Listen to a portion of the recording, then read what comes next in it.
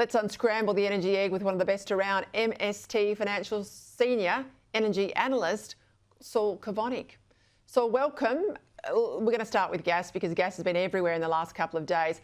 What on earth, or how on earth have we got to the position where Victoria, rich in gas, is going to build a very expensive import gas terminal to then ship the gas from somewhere else in the country, maybe even overseas, and then put it on the port and back into supply in the state? Why can't they use their own gas out of the ground? Well, a lot of the irony of this is it's been the Victorian government who's been vetoing having any discussion about gas in the ministerial council meetings over the last few years, only to now at the last minute ambush everyone demanding support for an import terminal to make up for years of hostility towards any gas development in Victoria. I'm hearing industry folks referring to Lily D'Ambrosio as lights out Lily. And what's crazy about importing LNG is it's not just higher cost, it's also higher emissions. So for the state of Victoria, which is so focused on decarbonisation and green policies, they're now resorting to looking to have taxpayer funded higher emissions, higher cost gas imported into their state rather than using what's under the ground that they have there themselves. Yeah, I laughed when you said lights out Lily D'Ambrosio, but I shouldn't laugh because it'll be my lights out in Victoria because that's where I live. Explain for people in other states who listen and are watching this train wreck in Victoria across so many fronts, why should they care if they're in Brisbane or WA, or WA's on a separate grid, let's say South Australia or Sydney, and they say, it doesn't really apply to me, I'm not going to live in Victoria, it's a basket case. Why should they worry about what's happening down south?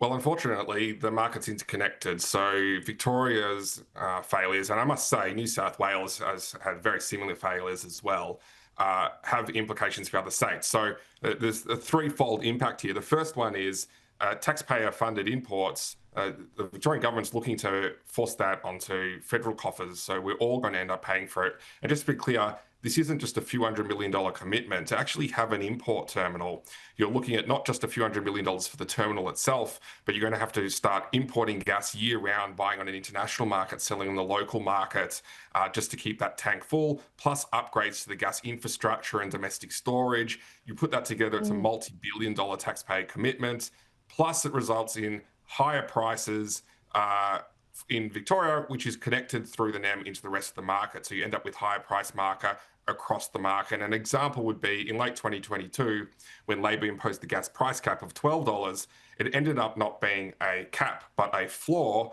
And even though it really only impacted the Queensland projects in terms of the way it was fundamentally designed, we've seen the prices go up higher across the entire eastern seaboard as a result.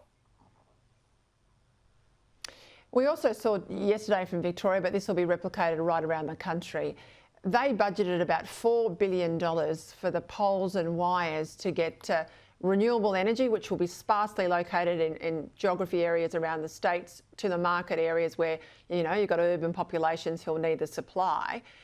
They got it wrong, really, really wrong, like $20 billion wrong. I mean, this is where I guess the Prime Minister and Chris Bowen are absolutely negligent.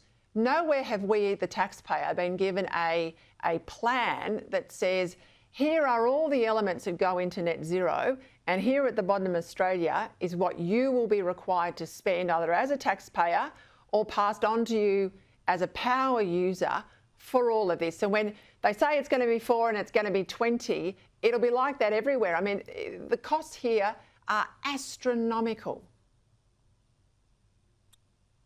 Well, it's not all just incompetence, Peter. I think the issue is it's very deliberate hiding of costs, and it all stems from the root of the targets we're setting, whether they're decarbonisation targets or renewable energy targets.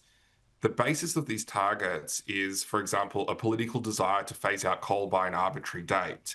They're not actually based on what is on a logistical basis achievable when you look at it from the ground up to actually roll out the investment needed to replace coal.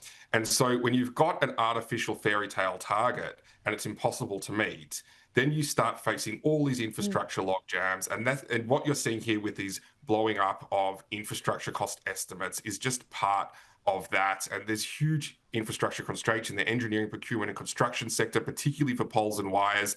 There's not a lot of competition in a really hot sector.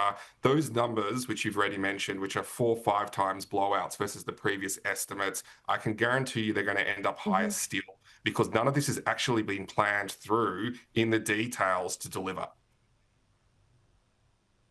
And you're going to wonder why. And we heard those words from the boss of Santos, you know, that we are like North Korea in terms of investment profile. Why the heck you put your money in Australia has got me buggered. I'll leave it there. Saul Kavonic, thank you.